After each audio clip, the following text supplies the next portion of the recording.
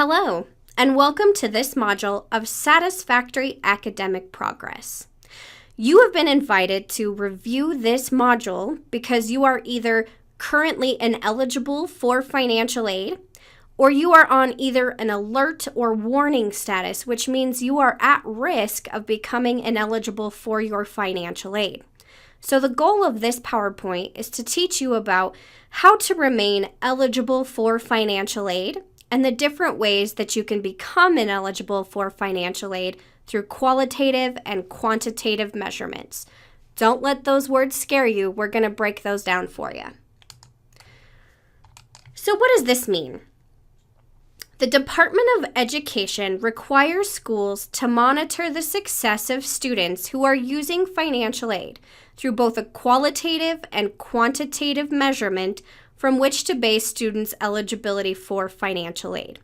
So basically, the Department of Education has put the responsibility on financial aid offices to make sure that students are using their financial aid correctly, and they're not overusing it in terms of taking too many classes, or they're using financial aid and not passing their classes.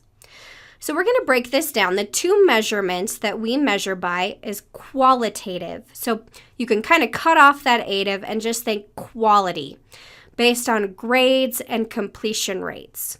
So qualitative means we are measuring the quality and value of your success through your grades and the completion rate. So how many classes you're completing versus the ones you're attempting.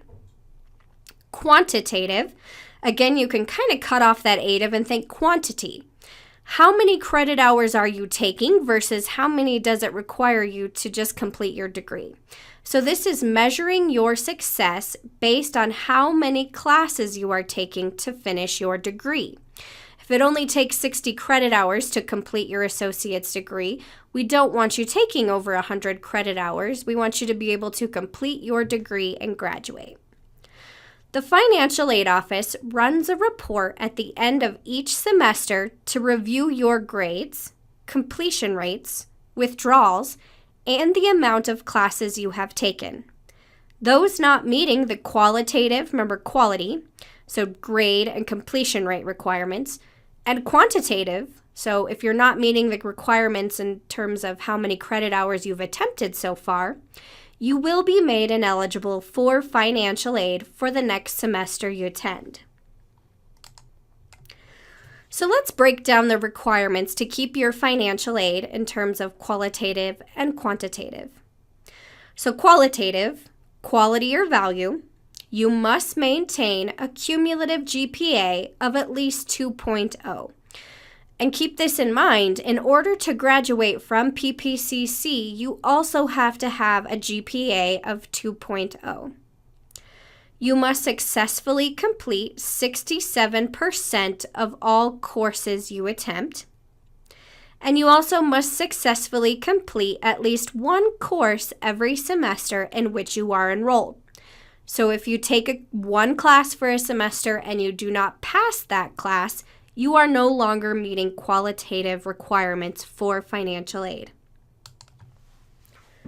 What are the requirements to keep my financial aid in terms of quantitative? Students must complete the degree or certificate within 150% of what is required for that degree program. What this means is that a regular associate's degree program that takes 60 credit hours, you should be able to complete that degree and graduate within 90 credit hours. If not, and you've taken over 90 credit hours, you are no longer meeting quantitative requirements for financial aid. So let's talk about your financial aid eligibility status.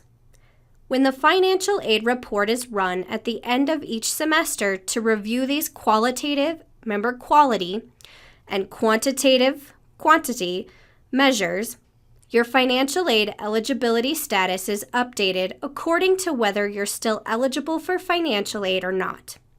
You are assigned a financial aid status even if you did not use financial aid for the semester.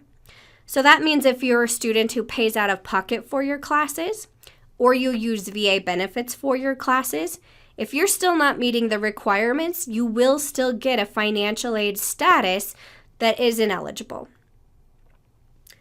Financial aid statuses you may have: 1. Good standing. You are maintaining a 2.0 or higher cumulative grade point average. Your completion rate is above 67%, and you have not attempted over 150% of what is required for your degree or certificate. If you are in good standing, this means you are eligible for financial aid. Warning status. Your cumulative GPA could have fallen below a 2.0, or your cumulative completion rate has fallen below 67%. So what this means is after one semester, if your GPA has dipped below 2.0 or your cumulative completion rate has fallen below 67%, or both of those, you will get a warning status. This means you are still eligible for financial aid, but we are warning you that you are headed down the wrong path and you could potentially be ineligible in the future. So we want you to start taking measures now in order to avoid being ineligible. Alert status. This means you have attempted at least 110% of what is required for your degree or certificate program, but have not yet attempted 150% of what is required. You are still eligible for financial aid at this point. This is just another alert to say, hey, you are about to max out on the credit hours that it takes for you to complete your degree, so you should be finishing up soon. If you do get to that 150%, you will then become ineligible. So ineligible status. If you have ineligible status for financial aid, this means that your cumulative GPA and or your cumulative completion rate have been below the requirements for 2 semesters in a row, or you may have attempted over 150% of what is required for your degree program, or you may have completely withdrawn and or failed all classes attempted over one semester. So let's break this down. If you have 2 semesters where your GPA is below 2.0, you become ineligible. 2 semesters where your cumulative completion rate has not met the required 67%, you will become ineligible. If you have attempted over 150% of what is required for your degree, you become ineligible. Or if in one semester, this is where it's different, one single semester, you fail or do not pass all of the classes attempted for that one semester, you are ineligible. This means you cannot have financial aid for the next semester.